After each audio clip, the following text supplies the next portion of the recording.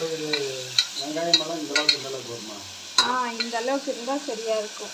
பிரியாணிக்கு மட்டும் நல்லா ப்ரௌன் கலரில் வதங்குற அந்த கருப்பு கலர் ஆகிறதுக்கு முன்னாடி ஸ்டேஜில் கறியை விட்டுறக்கூடாது. அந்த ப்ரௌன் கலரில் நல்லா வெங்காயம் மாறினதுக்கப்புறம் பொரிஞ்ச மாதிரி இருக்கணும் வெங்காயம். அதுக்கப்புறம் ஆஃப் பண்ணோன்னா பிரியாணி டேஸ்ட்டும் கலரும் சூப்பராக இருக்கும். இல்லைன்னா சாஃப்டாகவும் இருக்கிற மாதிரி இருக்கும். தக்காளி சாப்பாட்டுக்கு கூட அந்தளவுக்கு வதங்க வேண்டியதில்லை. பிரியாணிக்கு வந்து நல்லா வதங்கிக்கும். குருமாக்கெல்லாம் இதுக்கு பூரி குருமாக்கெல்லாம் அரைவாசி பதம் வெங்காயம் வெந்திருந்தால் டேஸ்ட்டு சூப்பராக இருக்கும். இதில் வந்து தேங்காய், சோம்பு, சீரகம். இன்னைக்கு சமையல் வந்து நீங்கள் அப்புறம் அது இல்லாமல் இன்னொரு சேர்த்து வைக்கிறாங்க. என்ன? சொல்ல மாட்டாங்க. பட்டை அது இல்லாமல் இன்னொன்று சேர்த்து வைக்கிறேன்.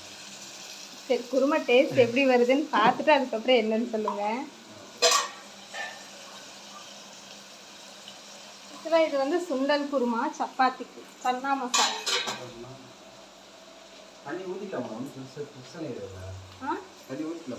நல்லா ஃபுல்லாக ஃப்ளேம் வச்சு தண்ணி ஊற்றிக்குவாங்க.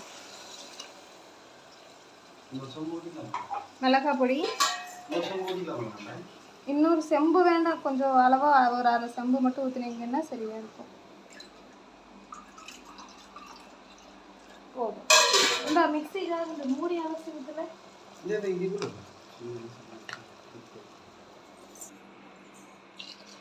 தக்காளி வதங்காமையே ஊற்றிட்டீங்க. தக்காளி நல்லா வெந்ததுக்கு அப்புறம்தான் அரைச்சது சேர்க்கணும். இன்றைக்கி சேர்த்தது சரி, இனிமேல் அப்படி தான் சேர்க்கணும். உப்பு போடலை, மிளகாய் பொடி, மஞ்சள் பொடி போடணும். மஞ்சள் தூள், கல்லுப்பு அதில் இருக்குது பாருங்க. கல்லுப்பா? அளவாக சேர்க்கணும். எங்கே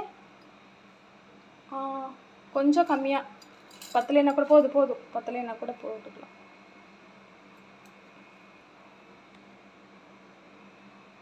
இது வீட்டு மிளகாத்தூள் கொஞ்சம் காரம் அதிகமாக இருக்கும், அதனால கொஞ்சம் கம்மியாகவே சேருங்க.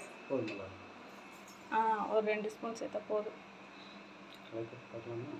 இல்லை சரியா இருக்கும், காரம் தான் கொஞ்சம். போதும், ரொம்ப காரமாக இருக்கும் வேண்டாம், அப்புறம் பின் விளைவுகள் ஜாஸ்தியாக இருக்கும். சுண்டலை சேர்த்து